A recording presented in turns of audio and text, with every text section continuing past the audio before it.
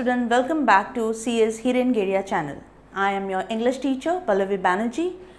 I have uploaded one video of 1.1 of your chapter 12 standard English, and today we are going to do 2.1, that is your poem. You can call it poem, poem or poetry.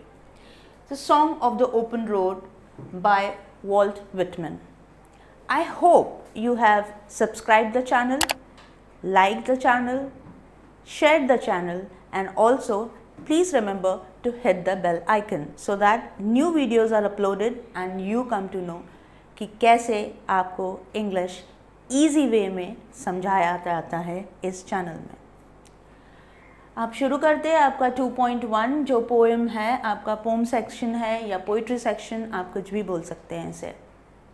Walt Whitman, अगर आपको याद होगा 10th standard का जो एक poem है animals, उन्होंने ही लिखा है। उन्हीं ये लीव्स ऑफ ग्रास जो है उसी में से कलेक्शन ऑफ पोम्स है, उसी में से डिराइव किया हुआ था, मतलब उसी में से लिया गया था एक पोइट्री। तो आज भी उसी में से लिया गया है another poetry for your 12th standard. अब पोएम में क्या बात है, अप्रिशिएशन होता है जो 10th में था। ये पूछा जा भी सकता है, पूछा नहीं भी जा सकता है, उसके लिए भी मैंने आपके लिए नोट्स बना के रखे हैं। जैसे जैसे हम आगे बढ़ते जाएंगे आपको वो स्क्रीन में दिखाई देगा। Let's start. वॉल्ट विटमैन उनकी पैदाइशी 31 मई 1819। अब 31 मई 1819 को उनकी पैदाइश हुई थी और उनका डेथ 26 मार्च 1892 में। Was an American poet, essayist and journalist. वो पोएट भी थे, एसेइस्ट भी थे, ऐसे लिखते थे, निबंध लिखते थे, और वो जर्नलिस्ट भी थे। आपको पता होगा जर्नलिस्ट यानी पत्रकार। Whitman is among the most influential poets in American canon and is often called the father of free verse. Free verse का मतलब होता है जहाँ पे कोई राइमिंग स्कीम नहीं होता, जैसे open, close, A B B C C जो होता है राइमिंग स्कीम, वो इस नहीं है।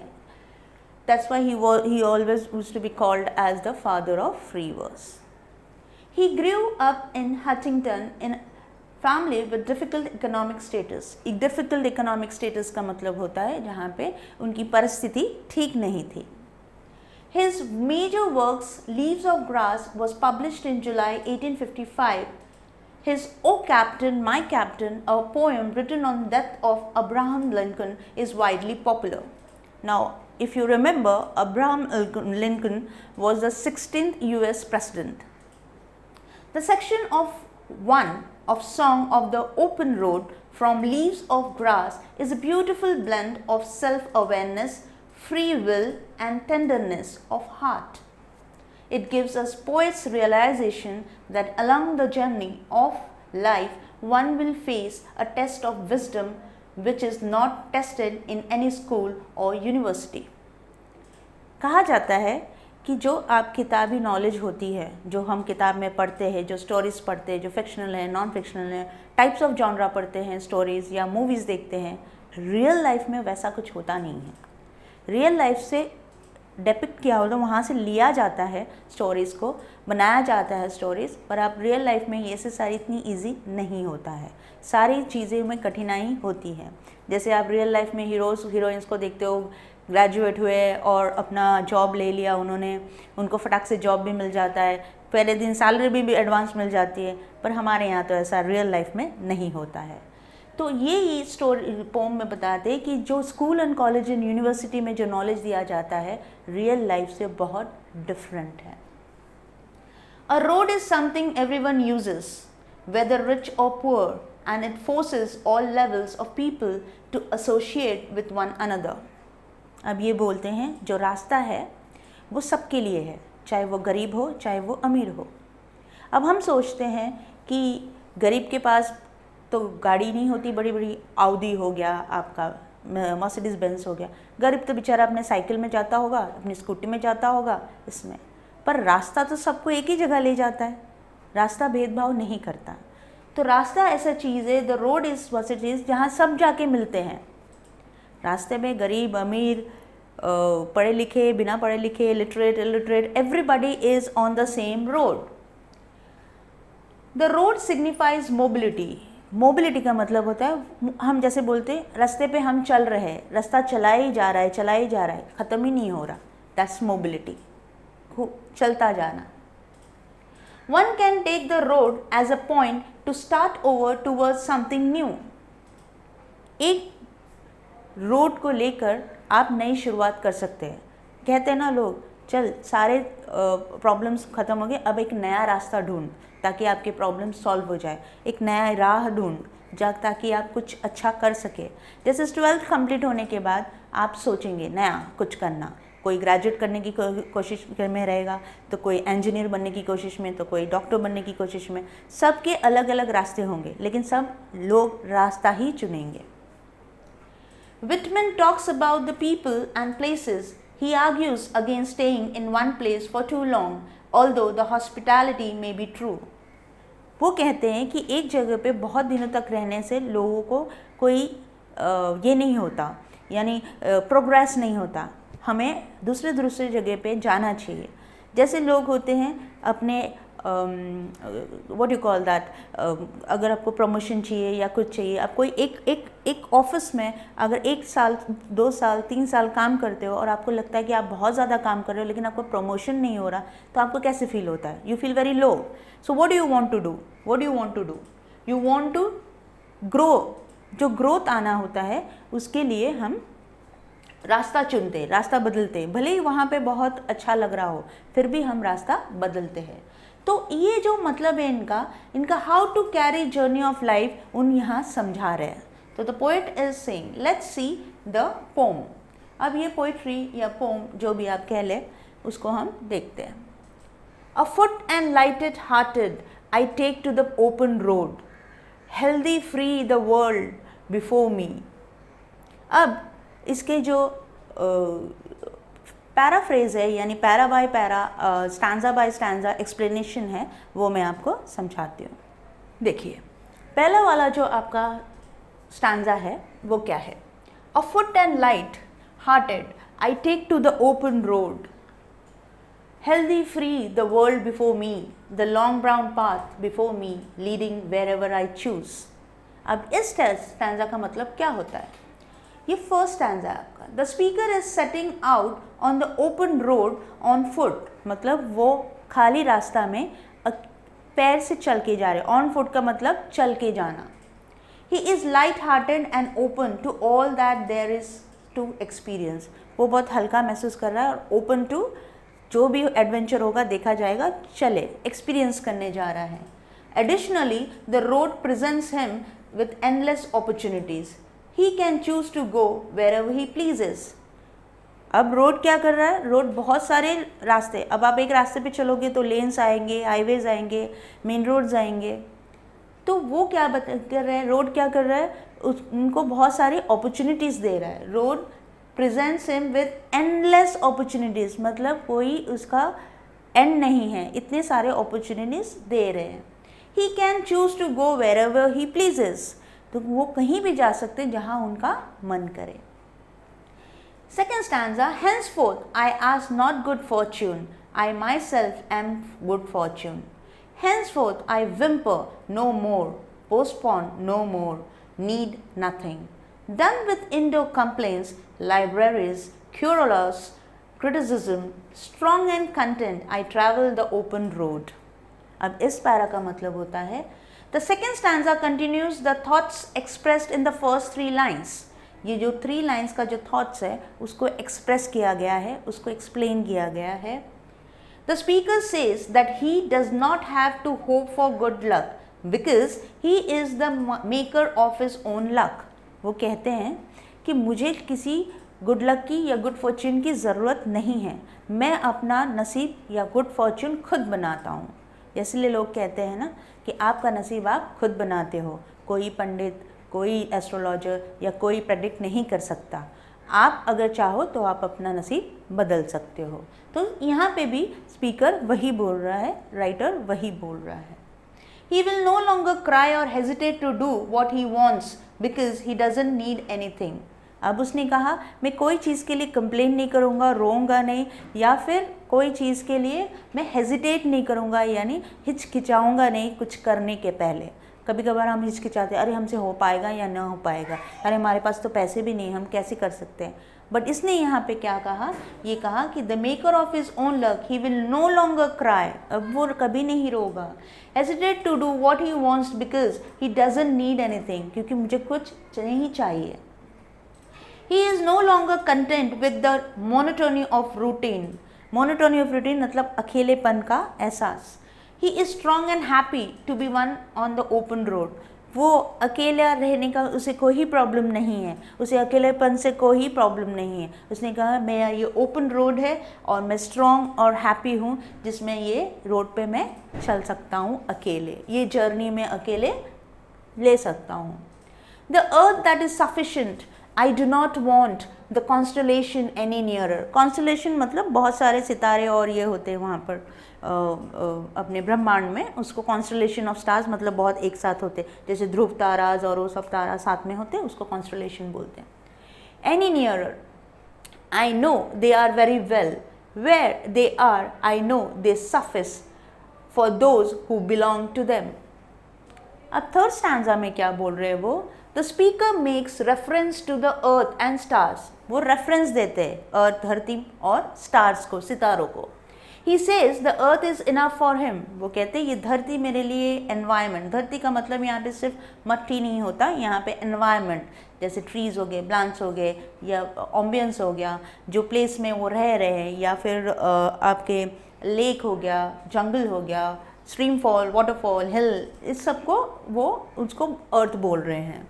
एंड स्टार्स यानी stars. He says the earth is enough for him, he does not desire to be any closer to people with influence. वो कहते हैं मेरे लिए ये धरती ही ठीक है, मुझे नेचर ही ठीक है और स्टार्स ही ठीक है, खुला आसमान और नीचे ज़मीन ही मेरे लिए ठीक है, मुझे लोगों का इन्फ्लुएंस में नहीं आना, लोगों से कोई दोस्ती या मेल भाव नहीं करना। He knows they are where they are meant to be. उनको पता है वो जहाँ हैं वहीं रहेंगे, वहाँ से कोई बदलने वाला नहीं है। कितने लोग हैं जो बदलते हैं, कोई नहीं बदलता, तो मैं बदल रहा हूँ और मैं अकेले जाऊँगा, मुझे इन लोगों से मतलब नहीं है। In the last line that is strong, in strong contrast to the rest of the poem, the speaker asserts his free will and independence. बोलते हैं मैं अपनी बारे में मैं खुद अपना सोच सकता हूँ, इंडिपेंडेंट हूँ, किसी पे डिपेंडेंट नहीं हूँ, तो मुझे जो करना है मैं फ्री विल में कर सकता हूँ। It means that he does not consider himself as one among the people who belong to constellation. Constellation क्या होता है, एक ग्रुप होता है, ग्रुप ऑफ स्टार्स होता है, तो वो बोल रहा है मैं अकेले ही काफ़ी हूँ, मुझे ऐसे ग्रुप्स में जाने का कोई शौक़ नहीं है और मैं वहाँ बिलोंग भी नहीं करता हूँ, मैं अकेले ही फ्रीली जाऊँगा, मुझे कुछ पे भी डिपेंडेंट होने की ज़रूरत नहीं है।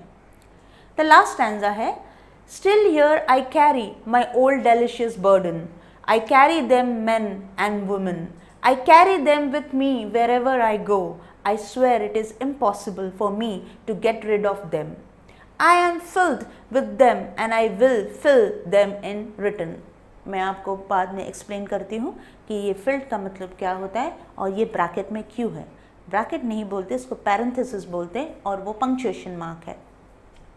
द फोर्थ स्टैंडा, ये फोर्थ स्टैंजा है आपका।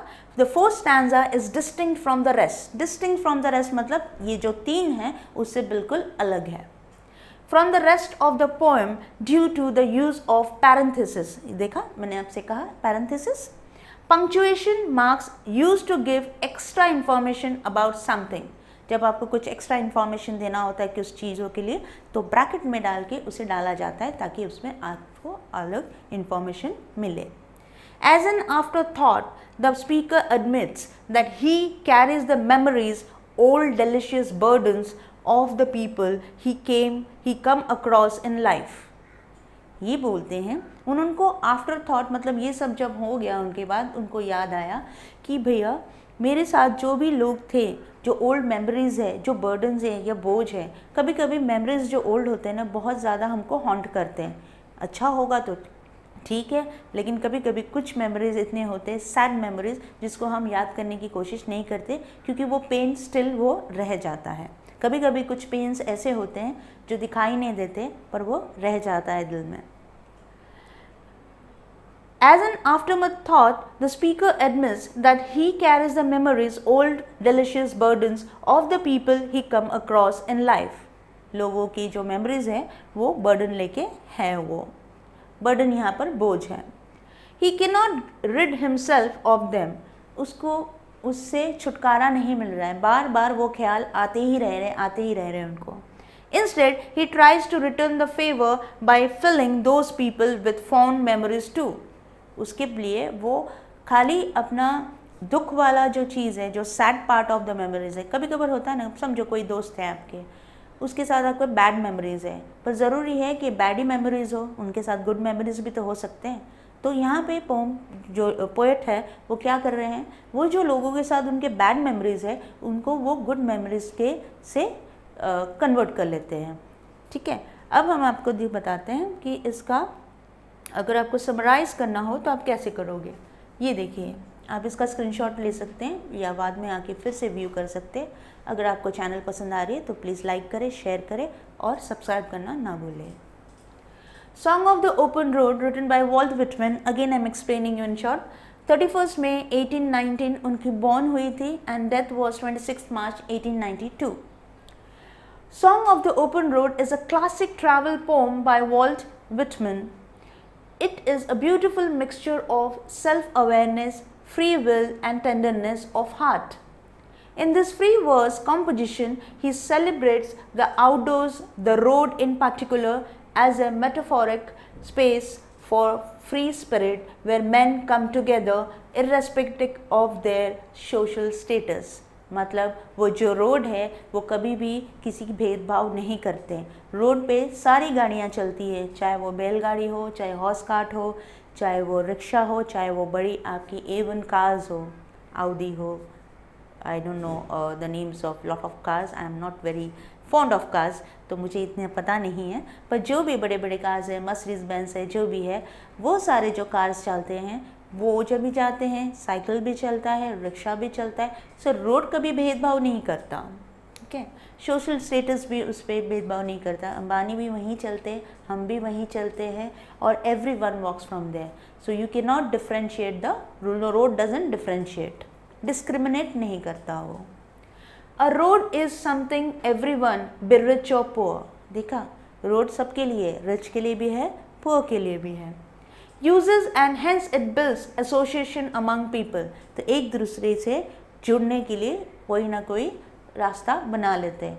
आपने नोटिस किया होगा, कब आप ट्रैवल करते हो तो कभी कभार ट्रैवलिंग में ही आपके फ्रेंड्स बन जाते हैं. कभी कभार आप स्कूल कॉलेज जाते हो तभी रास्ते पे ही लोग आपको जानते हैं. आते जाते रोज़ की आदतों में लोग जो वहाँ पे हॉकर्स रहेंगे या कंडक्टर होगा या रिक्शा वाला सेम ही मिल जाते होंगे आपको, बस कंडक्टर सेम ही मिल जाते होंगे, तो वो तो रोड पे ही मिलते हैं ना, तो उसको उसमें एसोसिएट हो जाते हैं हम लोगों से.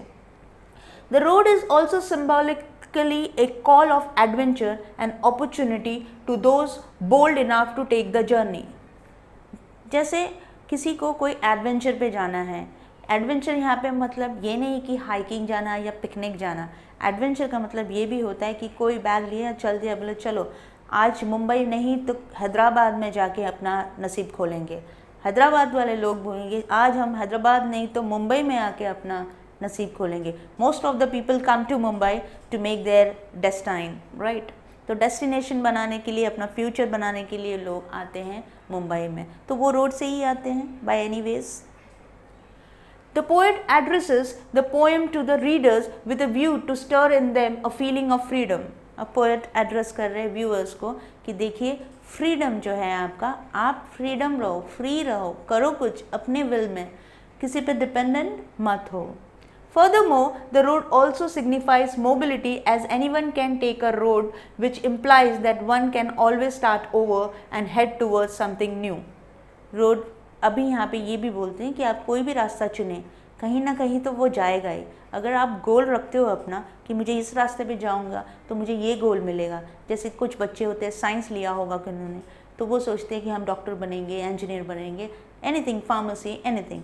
जो कॉमर्स वाले होते हैं वो अकाउंटेंट, CA बनेंगे. जो आर्ट्स वाले होते हैं वो टीचर बनेंगे. तो हर रोड, वो एजुकेशन एक रोड है और ये सारे रास्ते और अपॉर्चुनिटीज़ है. तो सेम वे रास्ता कहीं ना कहीं तो जाएगा और कहीं ना कहीं नई शुरुआत तो होगी। The poem is written by the famous American poet Walt Whitman. The poem is taken from his book Leaves of Grass. The title signifies the optimistic approach of the poet towards life. Optimistic का मतलब होता है आशावादी, जो लोग positive सोचते हैं उनको बोलते हैं optimistic thinker. The poem is in 4 stanza, 4 stanza में है, and free verse. The first stanza 3 lines, the other 3 contain 4 lines each. The language used in this poem is quite easy to understand. बहुत easy है, अगर आप poem को पढ़ेंगे तो आपको पता चलेगा it's a very easy and comprehend language, बहुत subtly लिखा हुआ है. The poet has used figures of speech like metaphor, repetition and alliteration. Inversion भी है, मैं आपको बताती हूँ, climax भी है, मैं आपको बताती हूँ. The poem is a monologue. Monologue मतलब one act, the first person. The poet himself is a speaker in this poem. Invites motivation for the reader. यहाँ पे पोएम किसके लिए है? मोटिवेट करने के लिए है. ये पोएम लिखा गया है ताकि आप सेल्फ डिपेंडेंट हो, अवेयरनेस आए आप में और फ्रीली आप लाइफ या कोई भी पाथ चूज कर सके. The poem gives a message of self-reliance and self-confidence. We should not depend on anything or anyone. तो पोएट क्या कर रहा है यहाँ पे?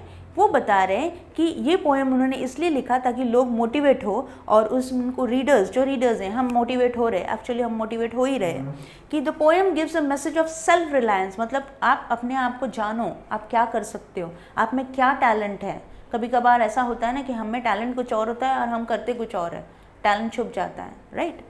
एंड सेल्फ कॉन्फिडेंस, जो सेल्फ कॉन्फिडेंस आत्मविश्वास है, उसको भी बढ़ाते हैं ये पोएम पढ़ने के बाद.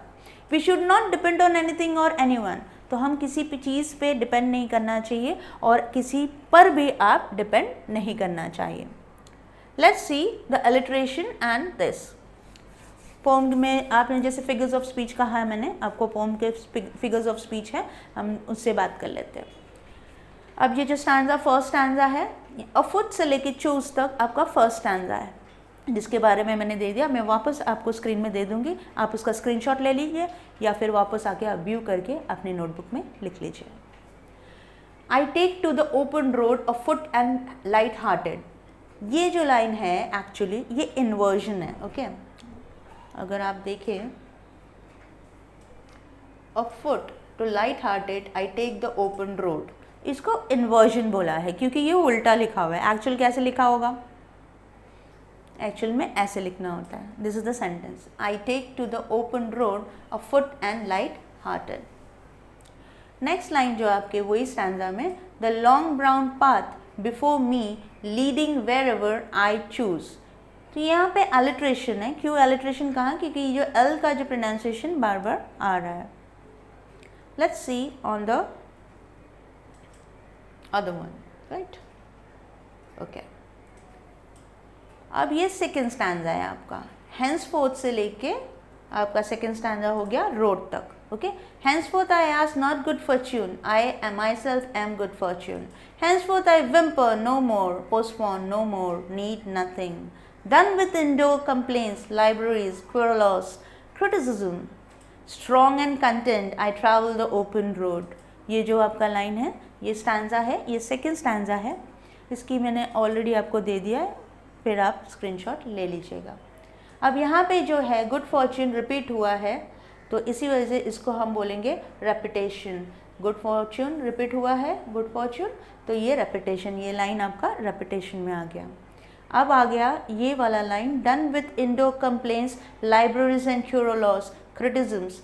ये एक्चुअल में पूरा जो लाइन है आपका वो क्लाइमैक्स है, क्योंकि यहाँ पे जो आइडियाज़ दिया गया है वो are arranged in ascending order. इसके बाद ये, इसके बाद ये, इसके बाद ये होता है ना, धीरे धीरे असेंडिंग डिसेंडिंग, पता है ना आपको. अब ये जो कंप्लेन एंड क्यूरोलस, ये टोटोलॉजी भी है, क्योंकि कंप्लेन और क्यूरोलस का मतलब सेम ही होता है. कंप्लेनिंग करना एंड क्यूरोलस का भी मतलब कंप्लेनिंग, राइट. तो दोनों का मतलब सेम है, इसी वजह इसको टोटोलॉजी बुलाते हैं. इनकी जो फिगर्स ऑफ स्पीच है उसके लिए भी अलग सा वीडियो बनेगा. आप चैनल को सब्सक्राइब करें, लाइक करें, शेयर करें और हो सके तो हिट करें बेल आइकन को.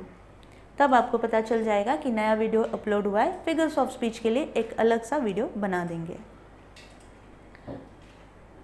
नाउ नेक्स्ट आपका थर्ड स्टैंजा है, the earth that is sufficient, the earth that is sufficient. Okay, एक स्टैंजा और है आपका यहाँ पे, strong and content I travel the open road. ये जो स्टैंजा, ये अगेन इन्वर्जन है। अगर आप देखा जाए ये इन्वर्जन क्यों है, जो आपके सेकंड स्टैंजा में इन्वर्जन क्यों है, क्योंकि ये उल्टा बोल रहे हैं। देखिए, strong and content I travel the open road, actual sentence क्या होना चाहिए, I travel the open road strong and content. Okay, let's go to the next one. Now यहाँ पे आपका थर्ड स्टैंजा कंप्लीट हो जाता है। Now the fourth stanza comes from here, as we said कि ये जो लास्ट में आफ्टर मथ सब लिखने के बाद उन्हें कुछ याद आ गया, इसलिए उन्होंने ब्रैकेट में डाल दिया था उनका फोर्थ स्टैंजा, जिसको बोलते हैं parenthesis is a punctuation mark. Still here I carry my old delicious burdens, I carry them men, women, I carry them with me wherever I go. I swear it is impossible for me to get rid of them. I am filled with them and I will fill with them in return.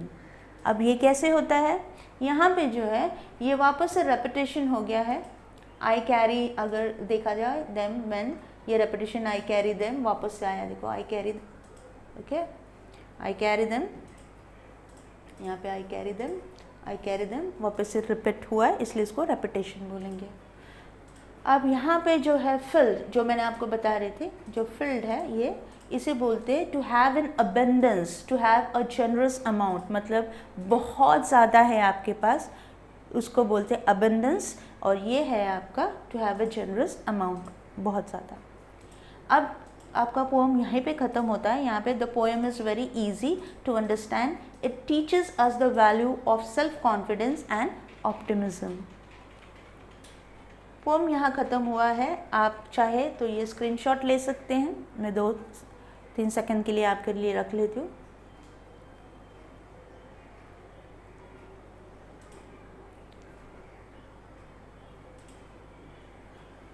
ये stanza paraphrase है, each stanza का आपको यहाँ पर दिया गया है explanation पूरा।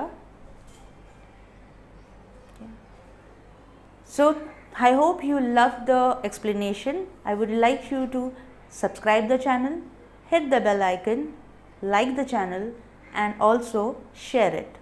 We'll meet you in the next video with another chapter of yours. Till then, thank you.